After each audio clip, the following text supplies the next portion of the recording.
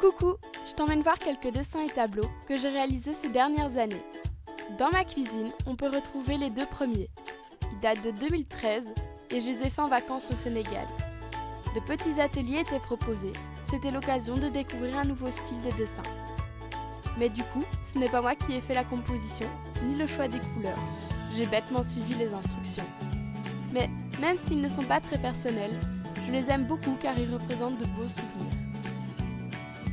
Pour le dessin suivant, j'ai dû choisir une photo de moi et l'introduire dans un nouveau contexte. J'ai choisi l'univers de James Bond. Le portrait a été réalisé au crayon et le reste de l'affiche à l'aquarelle, sur une feuille de format A3. Puisque quand je l'ai réalisé, il y a plus ou moins 3 ans, c'était un de mes préférés, je l'ai mis sous verre.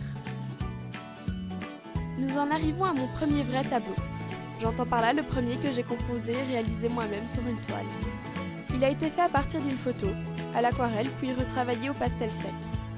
Malheureusement, les couleurs ont foncé et terni lorsque je l'ai verni, mais ma mère était quand même très heureuse de l'adopter.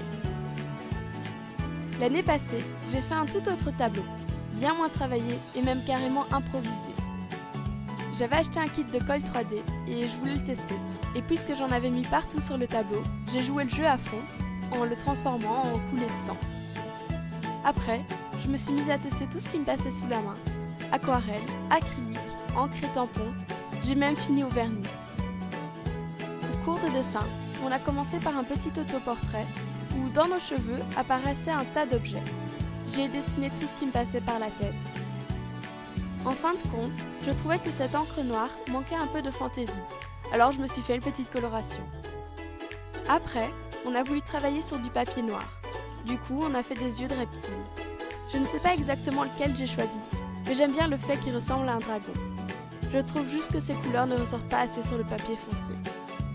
D'ailleurs, après, on a fait un super projet sur du papier noir, mais ce sera pour une prochaine vidéo.